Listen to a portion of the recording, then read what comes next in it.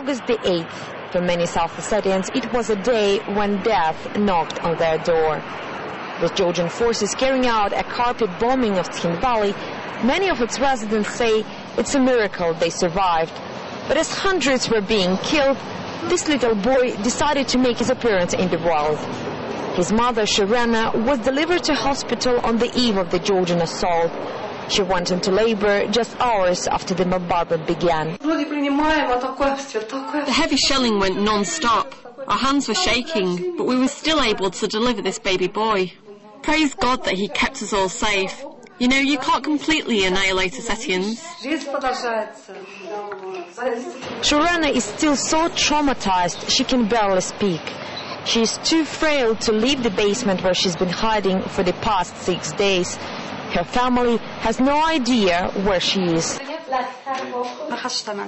I still don't know what happened to my family. My husband went fighting, but thank God my baby's okay.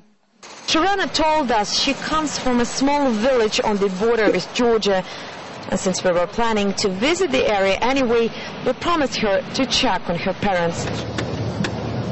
We are now heading to the village of Jangira, which is about 15 kilometers away from Tskhinvali. This is a place where Shirena's family lived prior to Georgia's assault.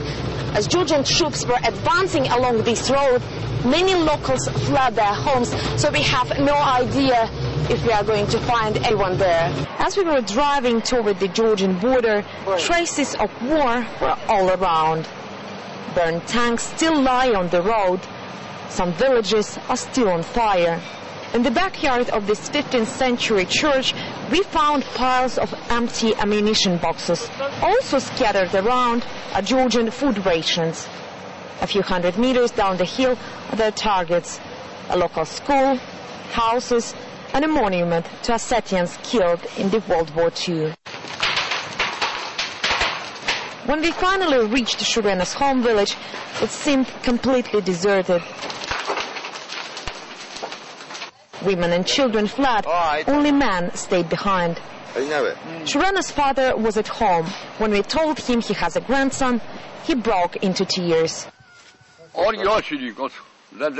My daughter left a week ago, and since then we haven't heard a word about her. We prayed for her to stay alive. Her mother went to Tskhinvali to look for her. This is their first grandchild, and the family has long waited for his arrival.